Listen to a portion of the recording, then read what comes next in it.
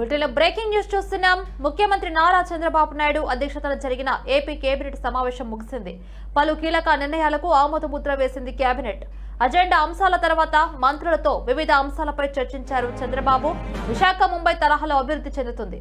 Google, TCS వంటి దిగ్గజ సంస్థల రాకతో ఐటీ హబ్ గా ఈ ప్రాంతం అభివృద్ధి చెందుతుందన్నారు. పెట్టుబడులకు ఆమోదంతో పాటు సంస్థలు గ్రౌండ్ అయ్యేలా మంత్రులు బాధ్యత తీసుకోవాలని స్పష్టం చేశారు. కేబినెట్ లో ఏ సంస్థకు ఆమోదం తెలుపుతున్నామో సంబంధిత శాఖ మంత్రి గ్రౌండ్ అయ్యేలా సమన్వయం చేసుకోవాలి. ఎంతో కష్టపడి రాష్ట్రానికి పెద్ద ఎత్తున పెట్టుబడులు తెస్తున్నప్పుడు రాజకీయంగాను వాటి ఫలాలు ప్రజలకు అర్థమయ్యేలా చెప్పాల్సిన బాధ్యత ఉంటుందన్నారు ముఖ్యమంత్రి నారా చంద్రబాబు నాయుడు.